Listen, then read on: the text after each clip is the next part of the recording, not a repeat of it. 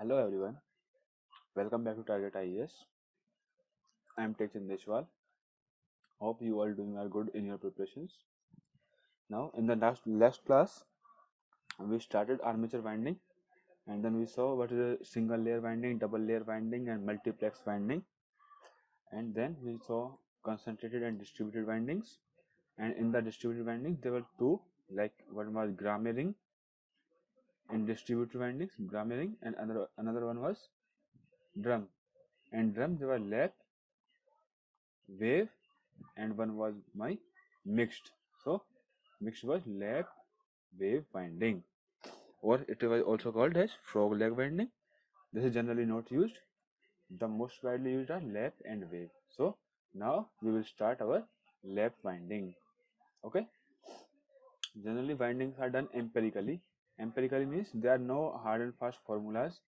You have to apply your logic and you have to do the winding. Okay. Empirical means like a hit and trial kind of method. Okay. So here there is a schematic diagram of a coil.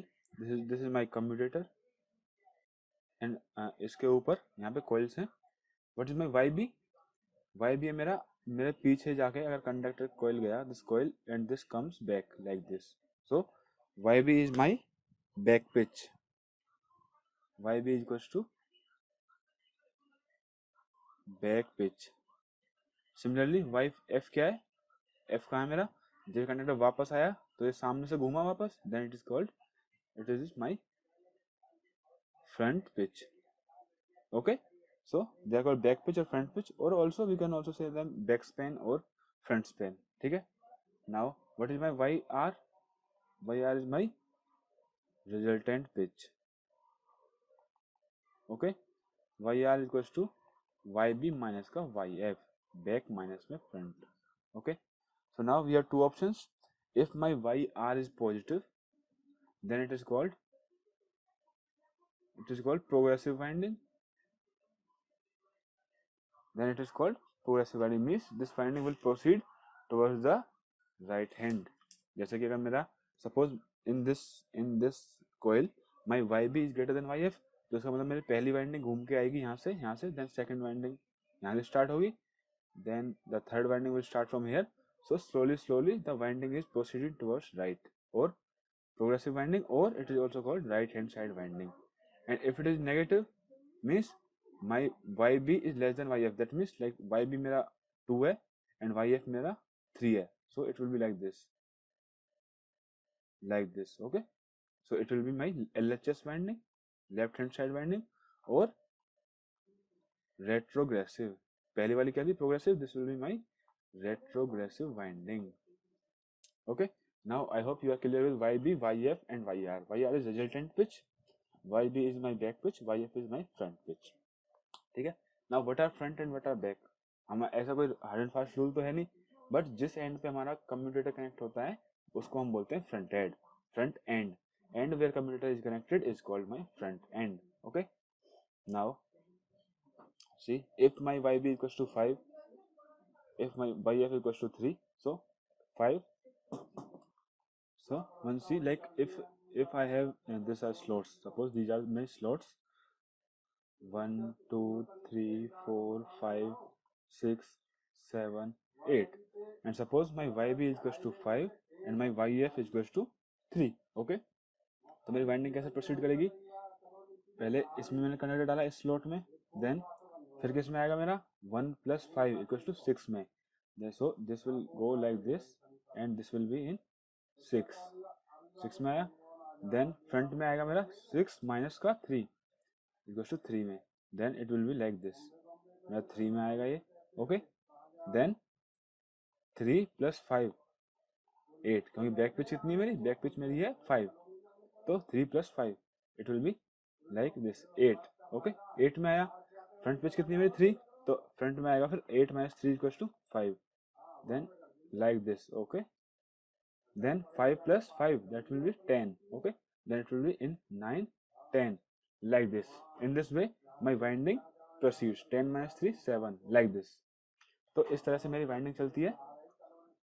Then see the coil, the span of coil at back equals YB equals to 5 span at the front YF equals to 3, YR is my resultant pitch, YB is back pitch, YF is my front pitch. Okay, so what is resultant pitch?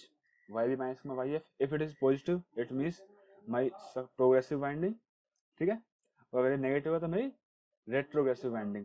अगर negative हुआ मेरा, suppose if my this is negative, suppose this is 1 2 3 4 5 6 7 8 9 10 11 12 13. Okay, 1 2 3 4 5 6 7 8 9 10 11 12 13. Okay, I have 13 slots. Fine. Now see, suppose my YB is equals to 3 and my YF is equals to 5. Okay, so here what is my resultant pitch? Resultant pitch equals to YB minus में YF, that is 3 minus में 5 equals to minus का 2. Negative sign means it is retrogressive. Retrogressive or you can say left hand side winding. तो let's start. हम से start करते हैं suppose 10 से. Okay, कहीं से भी start कर सकता हूँ winding तो मैं suppose 8 से. Okay, अगर मेरे पहली coil side 8 में आई तो मेरी back pitch कितनी है 3, तो 8 plus 3 11, so it will be in 11.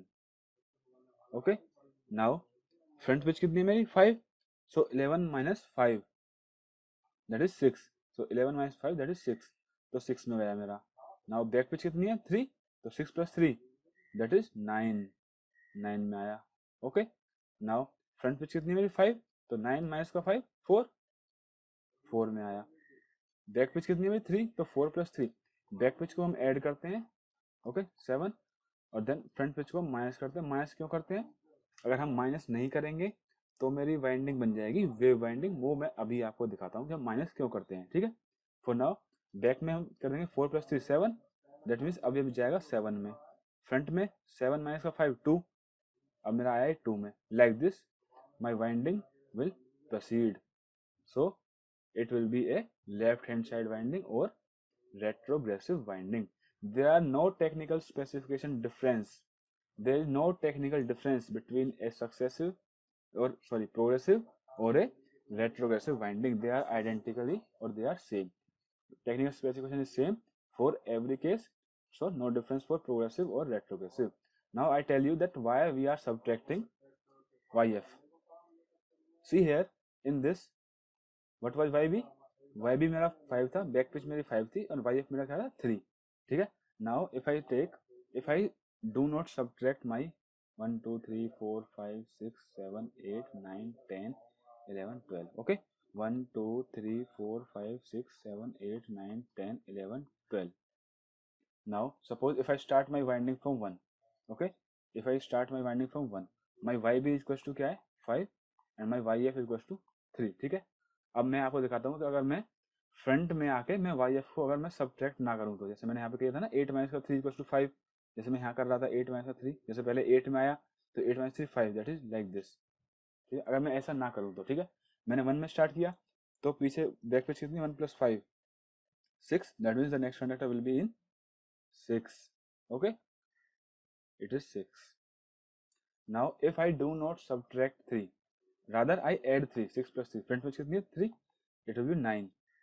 Now it will be 9, then it will be 9 plus 5 14, 9 plus 5, this will be 14. Suppose here it is 14, then 14 plus 3 17, like this. So this will be like this, and this is my wave winding.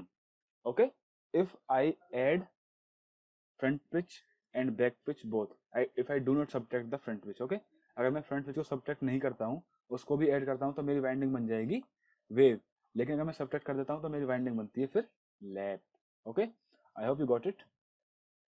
इसलिए हम subtract करते हैं lap winding लेने के लिए. Okay, now we will see what is commutator pitch. Okay, YC is called commutator pitch.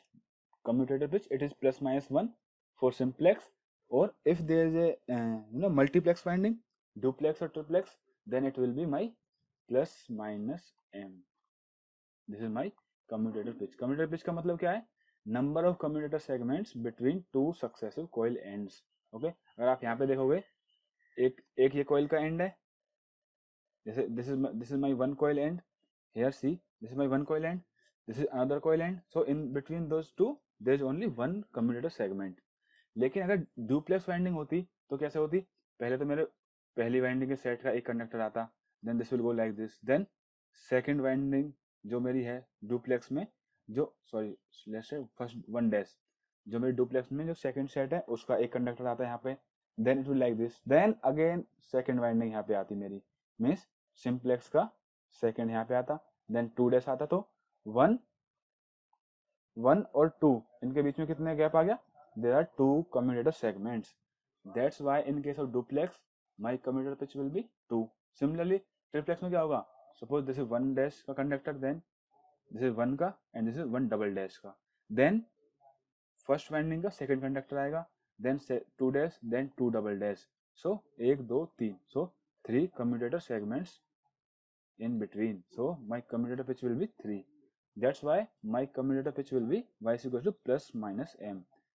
Please remember this formula for MCQs. Okay, sometimes they ask. ठीक है, I hope it is clear. Now how to calculate YB and YF, how to calculate back pitch and front pitch, or back coil span or front coil span. We are given suppose number of slots or number of conductors, ठीक है, जितने slot होंगे उसमें उतने ही conductor डालेंगे। Conductor का मतलब, एक कंडक्टर का मतलब मैं कह रहा हूँ एक कॉइल साइड, ठीक है, एक कॉइल साइड को मैं एक कंडक्टर एज्यूम कर रहा हूँ, ठीक है। So suppose if I have 24 slots, I have 4 poles, now I have to calculate YB and YF। Okay, now पहले हमें करना पड़ेगा formula number 1, this is my equation number 1, that is YA is equals to YB plus YF by 2 is equals to Z by P, ठीक है। और ये मुझे किसके लिए डिजाइन करना है, यहाँ पे 24 slots, 4 poles and 4 a simplex winding, okay, 4 a simplex winding. So YA is equals to 24 by 4 is equals to YB plus में YF by 2, तो मेरे यहाँ से आया YB प्लस में YF is equals to 12, equation number 1. Now YB minus में YF is equals to 2M. These formulas are taken empirically, means hit and trial मार के ये फॉर्मूला लिए गए हैं, there is no clear cut derivation for them. Okay, हमें empirically design करनी होती है winding, that's why YB minus में YF equals to plus minus 2M, और M क्या है मेरा, what is my M? M is my multiplicity factor, यानी कि सिंप्लेक्स वाइंडिंग है। अगर हम वाइंडिंग को मल्टीप्लेक्स करते हैं, मल्टीप्लेक्स वाइंडिंग्स में अगर मेरी सिंप्लेक्स वाइंडिंग है तो M1 है, डुप्लेक्स है तो M2 है, ट्रिप्लेक्स है तो M3 है, like that. Okay, so I have to design here for a simplex winding, so what will be my YB minus YF, YB minus में YF will be plus minus 2M। Okay, अगर मैं एक successive यानी progressive winding ले रहा हूँ तो मेरा YB माइनस में प्लस होगा, that means plus 2 into 1। M1 क्यों हुआ, क्योंकि सिंप्लेक्स वाइंडिंग है।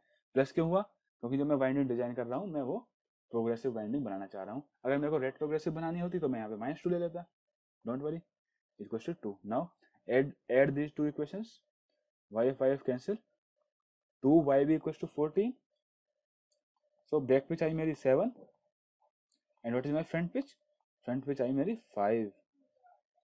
Remember one thing, this both should be odd, अगर इनमें से कोई भी एक इवन होता है then I have difficulty in designing winding physically. Okay, so if they are odd then it's easy to design the winding. Okay, now what is my pole pitch? Pole pitch is my number of slots upon my number of pole, or you can say number of conductors upon my number of poles.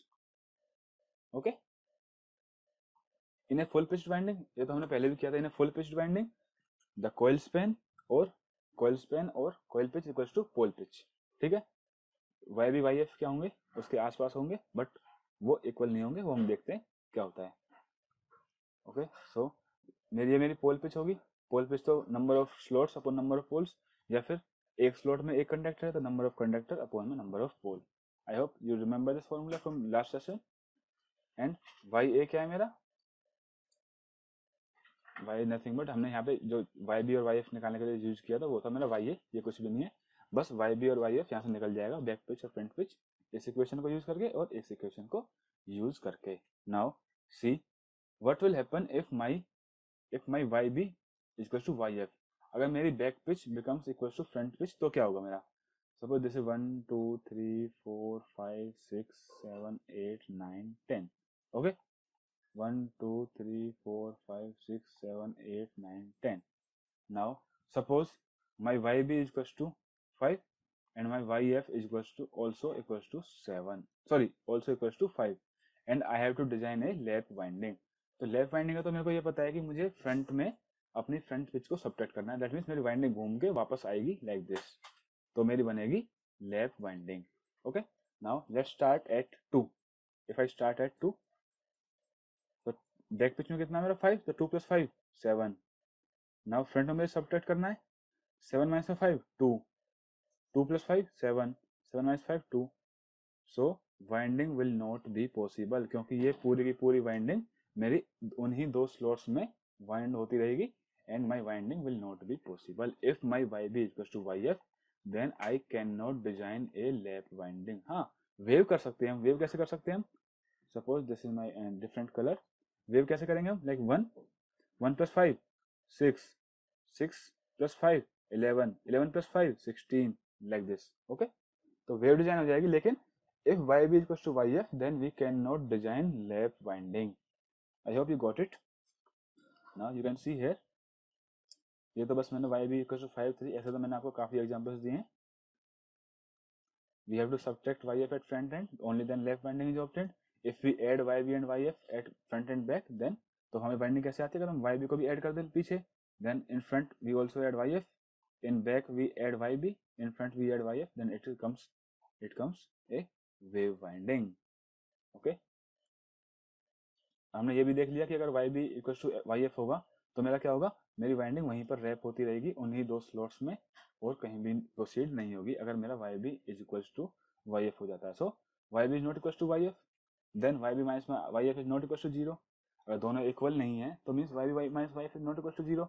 और integral multiple होना चाहिए, तो यहाँ से हमने निकाल लिया है 2 × M एम्पेरिकली, और हिट एंड ट्रायल तो कमा के एज इट इज हमने ये निकाला है. ओके, स्लॉट्स में हमेशा इंटीजर डिफरेंस आएगा. M की वैल्यू हमेशा इंटीजर होती है. 2 × M will be also integer. Okay, now see here, if any one of YB and YF is even, then to form a winding is physically difficult. That is, for perfect double layer structure YB and YF should be odd. अगर even होते हैं तो हमारे winding में difficulty आती है. That's why YB and YF should be even. No, should not be even, they should be odd. ठीक है, और उनमें से कोई एक भी इवन नहीं होना चाहिए. अगर कोई एक भी इवन होता है तो हमारी वो वाइंडिंग में प्रॉब्लम करता है. ठीक है, फिजिकल वाइंडिंग में प्रॉब्लम करता है. मीन्स ओवरहैंग इंक्रीज हो जाएगा, सिमेट्री नहीं आएगी perfect like that. Okay, so we can not take YB minus YF equals to 1. अगर ऐसा होगा, सपोज ऐसा होगा तो क्या होगा? सपोज मेरे YB 7 है, -6 इक्वल्स टू 1, तो ये मेरा हो गया इवन. बट नहीं, हम ऐसा नहीं ले सकते क्योंकि ये हमें फिजिकली वाइंडिंग में करने में प्रॉब्लम देगा. ओके, बस ये वही है जो हमने देखा था. एम्पेरिकली आपको सिर्फ दो फॉर्मूले याद रखने हैं, YA इक्वल्स टू YB. यहाँ से आपको सिर्फ ये कंक्लूड करना है, equals to ZYP, and YB minus में YF equals to plus minus का 2M, +4 progressive winding and -4 retrogressive winding. बस इन दो फॉर्मूले से आप यहाँ से YB निकाल लोगे, YF निकाल लोगे. पोल पिच आपको पता ही है क्या होती है, नंबर ऑफ स्लॉट्स अपॉन में पोल, और अगर एक स्लॉट में एक कंडक्टर है तो नंबर ऑफ कंडक्टर अपॉन में पोल. कंडक्टर किसको कह रहा हूं मैं?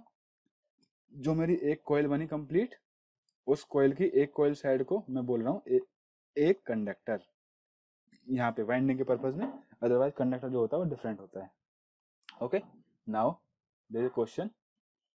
We have Z equal to 24, it is a 4 pole design a simplex lap winding. तो मैंने अभी जो आपको YB और YF कैलकुलेट कराया था, जो हमने यहाँ पे YB और YF कैलकुलेट किया था, 24 slots, 4 pole, simplex winding. YB आया मेरा 7, YF आया मेरा 5. ओके, सी हियर, क्वेश्चन में क्या पूछा गया हमसे? क्वेश्चन में हमसे यही बोला है कि YB है मेरे को YB और YF कैलकुलेट करने हैं. 24 slots, 4 pole, simplex lap winding. 24 conductors, 4 pole, simplex lap winding. So let's start winding slowly. You will do it and you will understand it very easily, don't worry. I am having 24 slots. ठीक है, मेरे machine में कितने 24 slots. So I will draw 24 slots. Okay, I have drawn my 24 slots.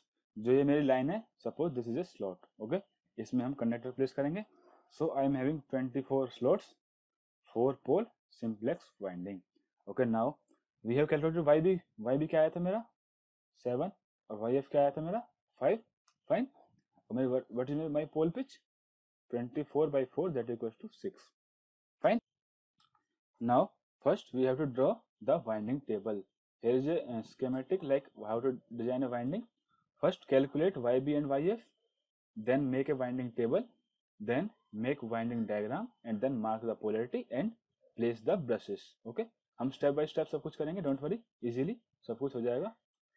See here, अगर मेरे को winding table बनानी है तो ठीक है. वाइंडिंग टेबल किसकी हेल्प से बनेगी हमारी वाई बी और वाई एफ से. वाई बी क्या है मेरी back pitch.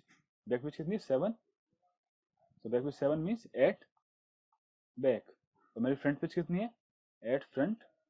Y F is equals to 5. Okay, so suppose if I start at 1 so it will be 1 + 7 is equals to 8.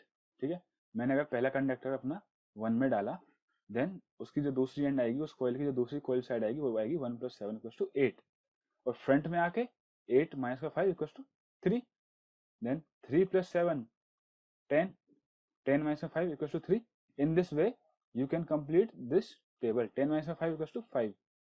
So 5 + 7, 12. You can also complete your table along with me. 12 - 5 equals to 7. 7 + 7 equals to 14.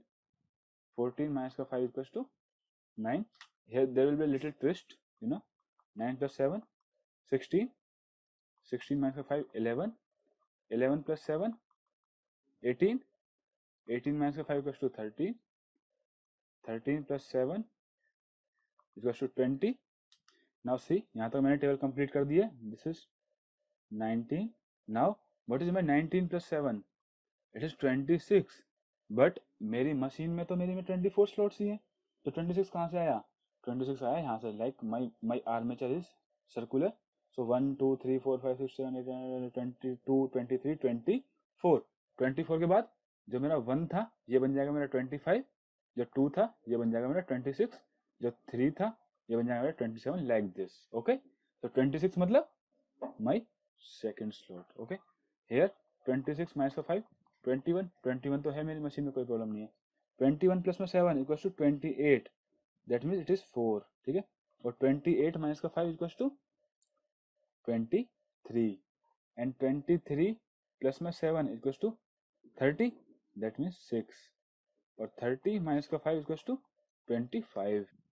25 और you can से 25 क्या है मेरा 1, क्योंकि 24/25 is my 1 see in the armature. तो ठीक है, और ये मेरा 1 मेरा यहाँ पे पहले ही कनेक्ट हुआ पड़ा था. ठीक है, so we calculated our winding table. अब वाइंडिंग टेबल निकालने के बाद लेट्स स्टार्ट द वाइंडिंग. अब हमें वाइंडिंग करनी है तो हम कहाँ से स्टार्ट करेंगे 1 से. ठीक है, हम 1 से स्टार्ट करते हैं. 1 + 7 8 मीन्स अगर मेरा पहला कंडक्टर अगर मेरा 1 में जाता है, if my first conductor is 1, तो इसका बैक पिच क्या है 7. तो 1 + 7 दैट इज 8. ओके, सो मैं इसको डाल देता हूँ 8 में. So it is in my 8 now. अब फ्रंट में देखो 8 - 5 इक्वल टू 3. तो फ्रंट में ये आएगा यहाँ से, ये आया मेरा फ्रंट में 3 पे. ओके, अब फिर से देखते हैं हम टेबल. 3 + 7 10. तो 3 + 7 दैट इज इक्वल टू 10. और 10 - 5 होगा फिर फ्रंट में. फ्रंट में कितना है 10 - 5 इक्वल टू 5. सो फ्रंट में आया मेरा 10 - 5 इज इक्वल टू 5. 5 + 7 12. 12 - 5 7. फिर 7 में आ गया मेरा 7 + 7 that is 14. Like this. Okay, so I M completing, you also. Now 14 के बाद किसने में आएगा मेरा 14 के बाद मेरा आएगा ये 9 में. After 9 it will be 16. After 16 it will be 11. Okay, now after 11 it will be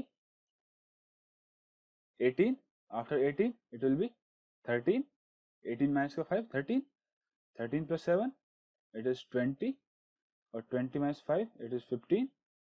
सी हर स्लॉट में एक ही कंडक्टर जा रहा है, और वो किसी और कोई और कंडक्टर उसमें नहीं आ रहा है। ये इतना इजीली क्यों हो रहा है? क्योंकि हमने वाई बी और वाई एफ को अच्छे से चूज किया था। वाई बी और वाई एफ को हमने ऑड भी लिया, उन दोनों के बीच में हमने जो गैप था वो plus minus 2m simple expanding थी, इसलिए हमने प्लस माइनस 2m लिया। सो इट इज 22 और 22 माइनस 5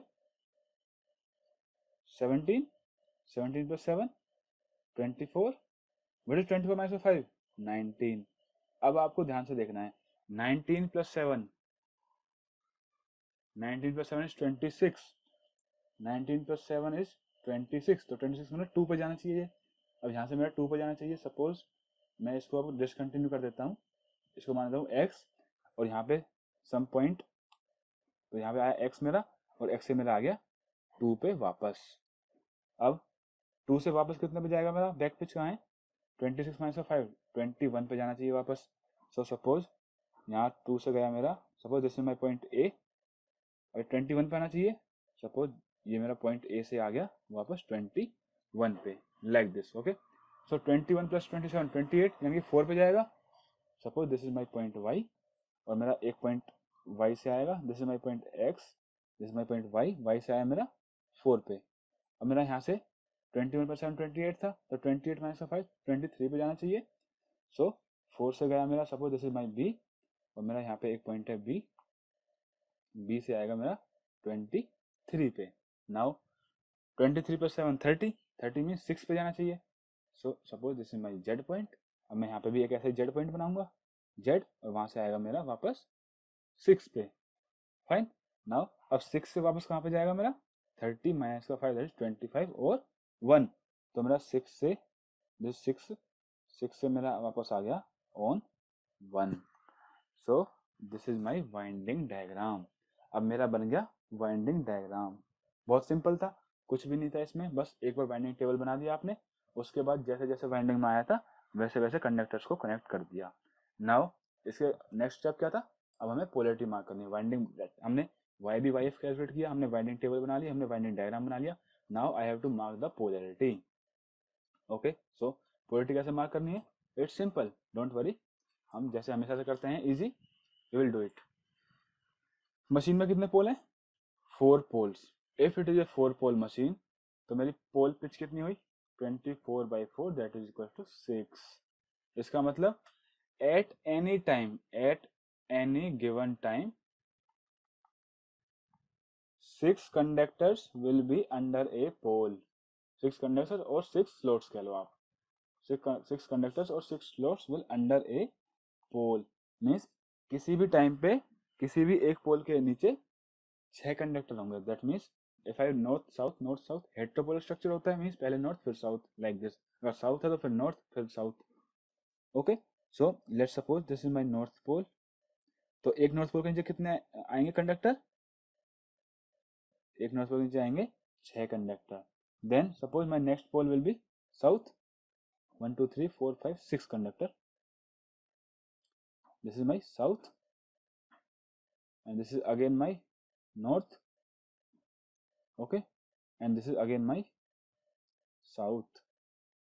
ठीक है, हमने एक पोल के नीचे 6 कंडक्टर क्यों दिखाए? क्योंकि 24 स्लॉट्स है और 4 पोल है, that means at any given time under a pole there will be 4 conductors. Now हमने जो बेसिक्स किया था, आप मेरे को एक बार बस मेरी थोड़ी सी हेल्प करो। This is my north pole, this is my south पोल।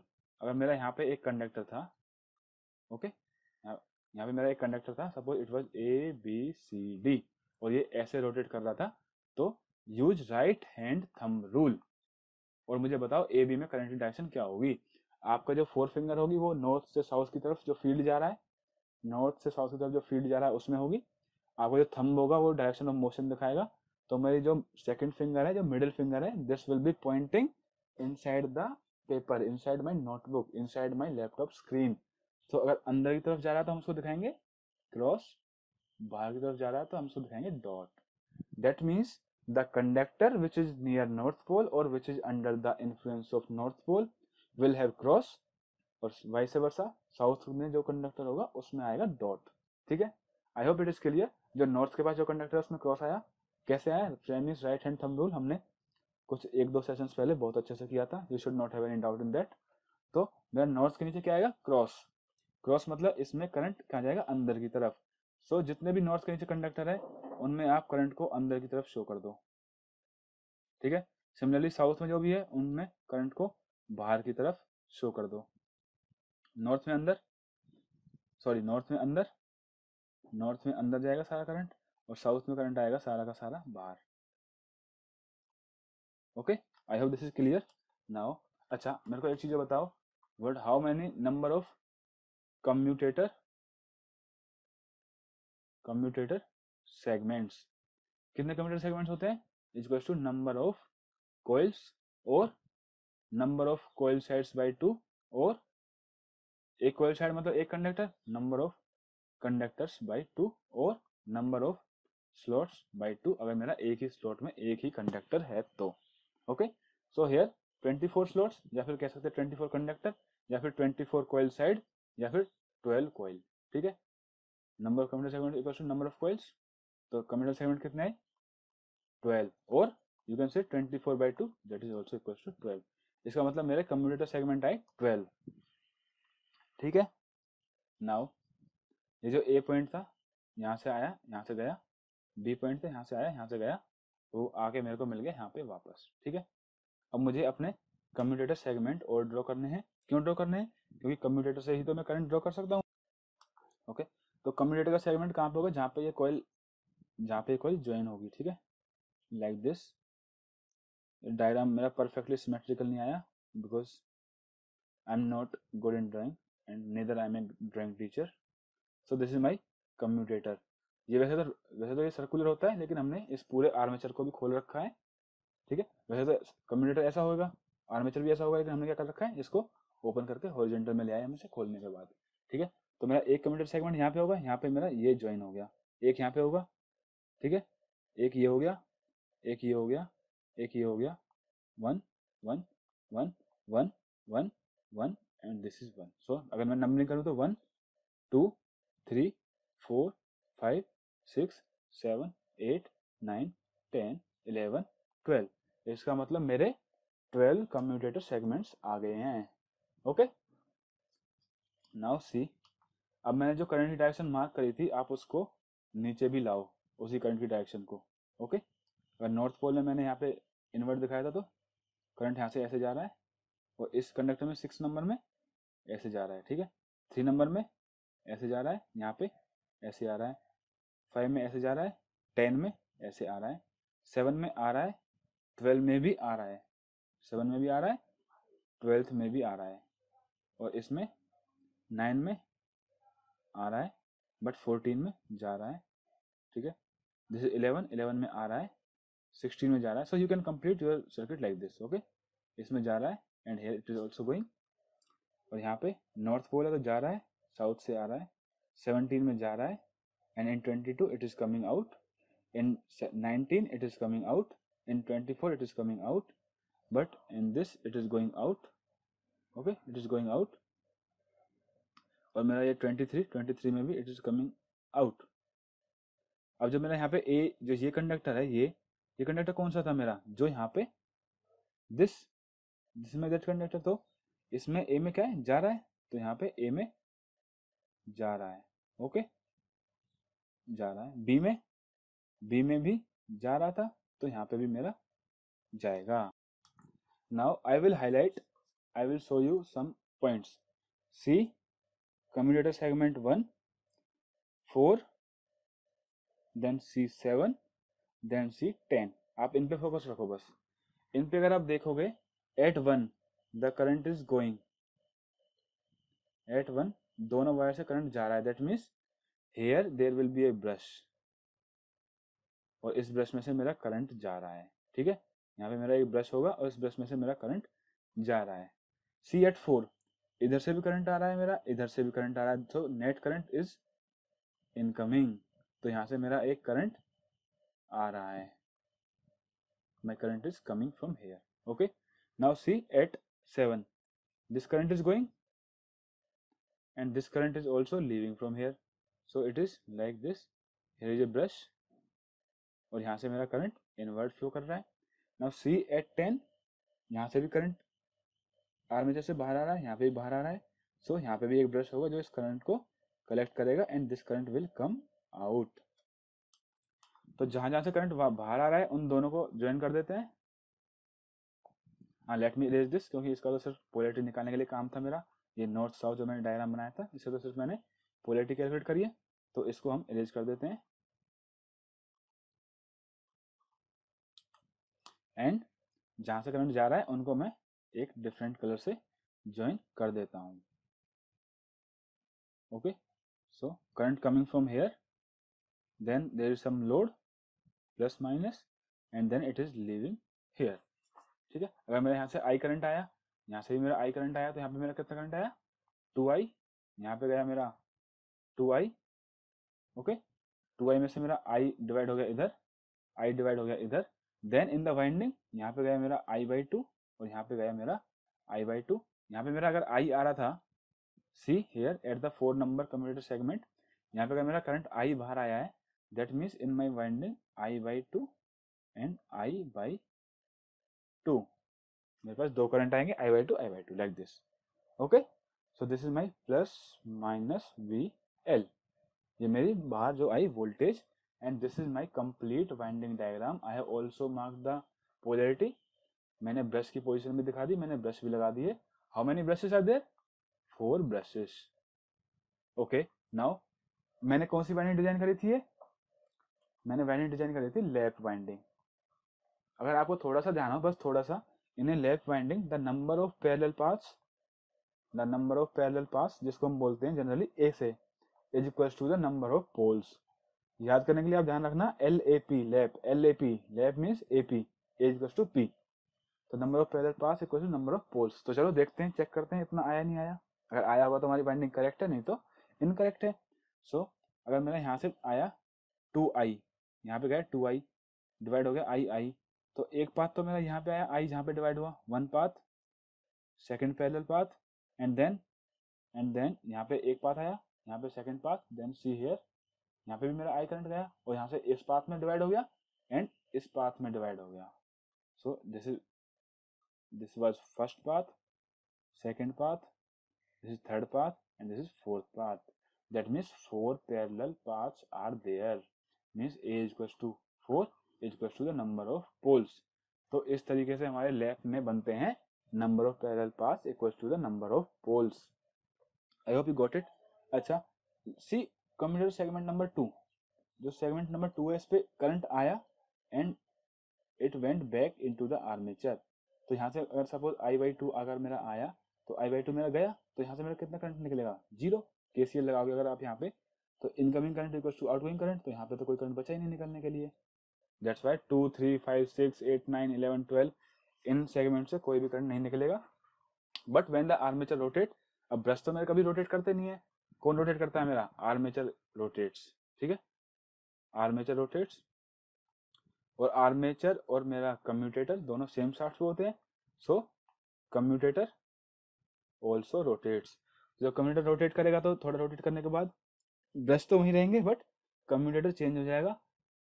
अब मेरे जो ये north pole south pole, north pole south pole हैं, ये कहाँ पे लगे हुए हैं, my north pole south pole are mounted on the stator, they do not rotate. मेरे ब्रश भी रोटेट नहीं करते, मेरे पोल भी रोटेट नहीं करते। इसका मतलब मेरा नॉर्थ पोल यहीं पे रहेगा, मेरा ब्रश यहीं पे रहेगा, बस कम्यूटेटर का सेगमेंट चेंज होगा। जब 12th यहाँ पे आ जाएगा तो 12th से ड्रॉ कर लेगा, जब 11th यहाँ पे आ जाएगा तो 11th से ड्रॉ कर लेगा, 10th यहाँ से भी आ जाएगा तो 10th से ड्रॉ कर लेगा। नॉर्थ पोल यहीं रहना है, तो जो यहाँ पे जो भी कंडक्टर आएगा आर्मेचर का घूमते हुए, उनमें करंट की डायरेक्शन यही रहेगी। Fine, I hope I am clear now and you have completed this lap winding diagram. If you have any doubt, tell us, I will rectify that. Okay, in this diagram, now if I ask how many brushes are collecting the current, how many brushes, this brush is also collecting the current, this 4 number पे जो है brush, और ये brush भी मेरा current को collect कर रहा है। That means 2 brushes are collecting the current and 2 brushes are delivering the current back into the armature। ठीक है, ये 2 ब्रश हो गए जो कलेक्ट कर रहे हैं, एंड ये 2 ब्रश हो गए, ये वाला और ये वाला जो 1 नंबर कम्यूटेटर सेगमेंट पे है और जो 7th कम्यूटेटर सेगमेंट पे है, ये दोनों वापस आर्मेचर में करंट को सेंड कर रहे हैं। ओके, सो 2 ब्रश कलेक्ट कर रहे हैं और 2 ब्रश से करंट जा रहा है वापस। कॉइल मेरी मूव करती रहती है हमेशा, कम्यूटेटर भी मूव करता है, ब्रश स्टेशनरी है और मेरे ये फील्ड पोल स्टेशनरी है। ठीक है, अगर मेरे फील्ड पोल स्टेशनरी है तो यहाँ पे जो भी कंडक्टर आएगा उसमें हमेशा क्रॉस ही रहेगा। साउथ के नीचे जो भी कंडक्टर आएगा उसमें हमेशा डॉट ही रहेगा, जो साउथ के नीचे आएगा। जब कॉइल आर्मेचर घूम जाएगा तो कोई और कंडक्टर नीचे आ जाएगा, लाइक दिस। अगर मेरा आर्मेचर थोड़ा इधर घूमता है तो अगली पोजीशन में क्या होगा, जो 6 नंबर है ये साउथ पोल के नीचे आ जाएगा, दैट मीन्स इसमें करंट आ जाएगा रिवर्स, इसमें करंट हो जाएगा रिवर्स। ओके, अगर मेरा कम्यूटेटर थोड़ा सा और घूमता है, सपोज 12th है जो मेरा 12th जो कंडक्टर है, देखो इसमें 12th कंडक्टर में करंट यहाँ पे तो बाहर है। अगर मेरा थोड़ा सा कम्यूटेटर सॉरी आर्मेचर घूमा थोड़ा सा, तो ये 12th कंडक्टर सपोज आ गया इस पोजीशन पे, तो पहले तो करंट इसमें इस डायरेक्शन में था, अब मेरा करंट जाएगा इस डायरेक्शन में, means there is a complete reversal of the, ठीक है। तो करंट का रिवर्सल होगा, और करंट रिवर्स होने के लिए टाइम कितना मिलेगा मुझे, जितनी देर में मेरा कम्यूटेटर का एक सेगमेंट ब्रश को क्रॉस करता है उतनी ही देर में मेरा जो 12th नंबर का कंडक्टर है वो साउथ पोल के नीचे से हटके नॉर्थ पोल के नीचे पहुंच जाएगा, जितनी देर में कम्यूटेटर थोड़ा सा मूव करेगा, यानी कम्यूटेटर का एक सेगमेंट ब्रश को छोड़ के आगे बढ़ेगा। Now you can C one more thing, number of brushes कितने यहाँ पे 4, और पोल कितने यहाँ पे 4, that is number of brush equals to number of poles in any winding, ठीक है। लेफ्ट वाइंडिंग है, लेफ्ट वाइंडिंग में number of parallel paths equals to number of poles is equals to number of brushes, ये भी आप point याद रख सकते। हाँ, लेकिन ये तो मैंने डिजाइन करी थी वाइंडिंग सिंप्लेक्स के लिए, अगर यही वाइंडिंग मेरी होती मल्टीप्लेक्स वाइंडिंग, मीन्स अगर मैं इसी वाइंडिंग को बना देता डुप्लेक्स, तो डुप्लेक्स में क्या होता है, सेम कॉइल 2 बार रिपीट हो जाती है, so parallel paths are increased. पहले तो एक ही पैरेलल पाथ था, अब कितने बन गए 2 डुप्लेक्स में। ट्रिप्लेक्स में क्या होगा, ट्रिप्लेक्स में मेरी 3 कॉइल बन जाती है पैरेलल में, so 3 times. Now my number of parallel paths will be A equals to number of poles into में multiplicity factor in a lap winding. I hope you are clear now. Lap winding में A equals to P तो होता ही है, ठीक है। अगर simplex है तो A equals to P, duplex है तो A equals to 2 times P, और ट्रिप्लेक्स है तो A equals to 3 times P। Okay, I hope you are clear now, क्योंकि मल्टीप्लेक्सिंग में क्या होता है, पैरेलल पाथ्स इंक्रीज हो जाते हैं। Okay, now if I show you the winding and brush diagram, that कि हमें सर्किट क्वेश्चन सॉल्व करने के लिए कैसे बनाना है, सो it will be like this. See here, this is brush, this is also one brush, 4 पोल थे मेरे तो 4 ब्रश थे मेरे, दिस लाइक मेरे रेड है जो वो करंट कलेक्ट कर रहे हैं 2 brush. Suppose my load is 20 ampere, तो यहाँ पे है 10 एम्पियर, दोनों ब्रश में डिवाइड हो गया, और वाइंडिंग में फर्दर डिवाइड हो गया 5 एम्पियर। ऐसे ही देखा था हमने रियल वाइंडिंग में भी, जो हमने लेफ्ट वाइंडिंग करी थी रियल वाइंडिंग, उसमें भी हमने यही देखा था। You can see once more, see here, ये एक ब्रश था, इसमें से करंट आया और उसके बाद फर्दर करंट अंदर भी जाके डिवाइड हो गया, ठीक है। अंदर जाके भी डिवाइड हुआ, पहले तो लोड से आया, यहाँ से करंट आया लाइक दिस, फिर डिवीजन हुआ हाफ हाफ, हाफ एक ब्रश में गया, हाफ एक ब्रश में गया, उसके बाद उसी ब्रश से फिर फर्दर डिवाइड हुआ 2 कंडक्टर्स में, सो करंट का डिवीजन हुआ 2 बार half half. Okay, now you can see in this diagram also, वही चीज यहाँ पे शो की गई है, यहाँ से करंट 20 10 10 और वो फर्दर 5 5 में डिवाइड हो गया। 2 brushes are leaving the current, 2 brushes are collecting the current.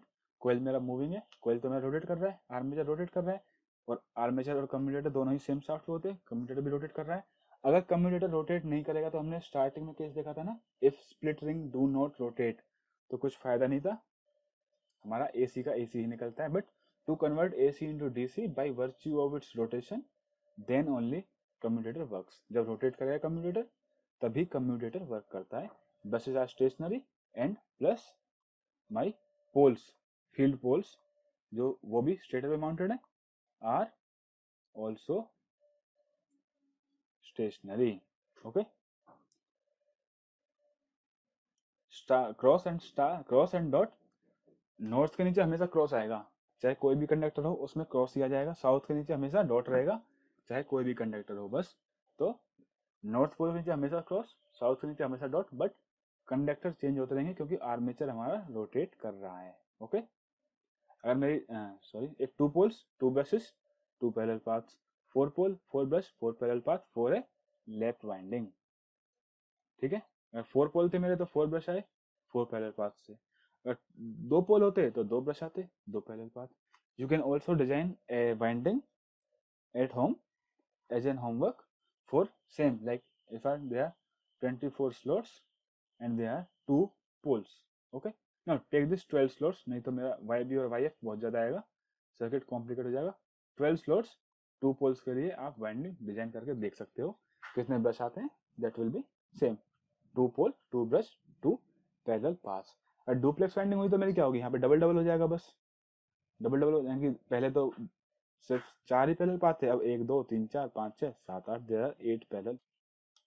तो मल्टीप्लेक्स करने से क्या होता है, number of parallel paths increase. और अगर मेरे एक कॉइल थी suppose, this can give 1 ampere plus minus का 10 वोल्ट. अगर मैं इसी कॉइल को हाफ हाफ कर दूं, 2 टुकड़े में कन्वर्ट कर दूं, सो इट विल बी माई, पहले तो 10 वोल्ट दे रही थी, अब मेरी कितनी देगी, 5 वोल्ट, क्योंकि मैंने आधी कॉइल को काट दिया है. बट करंट की कैपेसिटी तो सेम ही रहेगी, क्योंकि कंडक्टर का क्रॉस सेक्शन एरिया तो वही है. सो it will be 2 ampere. That means by multiplexing my current rating is increased but my voltage rating is decreased. Okay, so my lap means more number of parallel paths. More number of parallel paths means high current and low voltage. So naturally इसको high current है तो इसमें हम multiplexing की requirement हमें नहीं होती. Naturally lap has more number of parallel paths, so inherently high current rating, so multiplex winding is not used in lap. Now let's say 2 minutes का टॉपिक हो रहा है एक बस. ये तो मैंने दिखाया है कि वाइंडिंग, अगर यहाँ पे 500 टर्न्स की 2 वाइंडिंग पैरेलल में है, suppose it is 500 volt 2 ampere. अगर मैं इसको मल्टीप्लेक्सिंग वाइंडिंग की तरह यूज करता हूँ, means number of parallel paths increase कर देता हूँ, इसी कॉइल को डिवाइड कर देता हूँ 4 में, तो 250 turn 250 turn 250 turn 250 turn. 500 turn में तो 500 वोल्ट दे रहे थे, तो 250 टर्न दे रहे 250 वोल्ट देंगे. बट करंट के 4 पैरेलल पाथ है, so here the capacity will be 4 ampere. ये जो मैंने अभी आपको एग्जांपल दिया था सेम है. लैप को हम जनरली क्या बोलते हैं, पैरेलल वाइंडिंग भी बोलते हैं हम लैप वाइंडिंग को, क्योंकि number of parallel paths are more, और इसलिए लैप हमेशा हाई करंट रेटिंग भी होता है. If machine has large number of parallel paths, तो उसका एक डिसएडवांटेज भी है. एडवांटेज तो हमें मिल गया कि करंट अच्छा होता है, बट इसका एक डिसएडवांटेज भी है. If machine has large number of parallel paths in 2 to 3 years magnetic asymmetry occurs. क्यों होगी मैग्नेटिक एसिमेट्री, जब मशीन ऑपरेट करेगी हमारी तो वियर एंड टियर आता है, देयर वाइब्रेशंस आते हैं मशीन में. Due to that my poles are shifted, थोड़े बहुत पोल्स हिल जाते हैं अपनी पोजीशन से. There is some magnetic asymmetry. और जो कंडक्टर्स होते हैं वहाँ पे एयर गैप भी वेरी कर जाता है. जो कंडक्टर्स हैं स्लॉट में, लाइक सेंट्रीफ्यूगल फोर्स लगेगा, अगर सपोज दिस इज माई, मेरा ऐसा होता है आर्मेचर, यहाँ पे एक कंडक्टर है, यहाँ पे एक कंडक्टर है, यहाँ पे एक कंडक्टर है, इनके ऊपर हम वेज डालते हैं ताकि ये हिले ना. बट फिर भी जब हाई स्पीड में मेरा रोटर रोटेट करेगा, तो ये they will experience some centrifugal force. तो उस सेंट्रीफ्यूगल फोर्स की वजह से दे थोड़े अपनी अपनी जगह से ये हिल जाते हैं. And air gap is different for each conductor. तो उसकी वजह से भी मेरा फ्लक्स का डिस्ट्रीब्यूशन चेंज होता है. ठीक है, due to some vibrations pole shift from their actual positions, plus conductor also shifts. Slots में कंडक्टर हिल जाते हैं थोड़े बहुत, क्योंकि जीरो मूवमेंट ऐसा तो पॉसिबल नहीं है कि वो बिल्कुल ही जीरो मूवमेंट हो उनमें. जब इतनी हाई स्पीड में रोटेट करेगा तो सेंट्रीफ्यूगल फोर्स लगेगा, और थोड़ा बहुत वो रीएडजस्ट करते हैं. So this magnetic asymmetry creates voltage difference between induced voltages in the parallel paths. जो पैरेलल पाथ जहाँ पे वोल्टेज इंड्यूस हो रही थी, suppose in our winding diagram, जैसा हमने देखा था कि 2 कंडक्टर एक साथ हमारे करंट रिलीज कर रहे थे. Like see here in this, see this south pole, यहाँ से इसमें से कुछ वोल्टेज आ रही है, ये कुछ करंट दे रहा है, and this is giving some current. If their voltage is not equal, अगर 7th और 12th कंडक्टर की वोल्टेज इक्वल नहीं है, तो क्या होगा मेरा, like if it suppose it is 12 volt and it is 10 volt, तो 12 वोल्ट और 10 वोल्ट दोनों डिफरेंट वोल्टेज है. अगर ये दोनों यहाँ पे आके मैच करती हैं, so there will be a circulating current. और सर्कुलेटिंग करंट कितना होगा मेरा, see in right corner, circulating current कितना होगा मेरा, यहाँ पे देखो 12 माइनस का 10 अपॉन में resistance of the coil, this is nearly 0.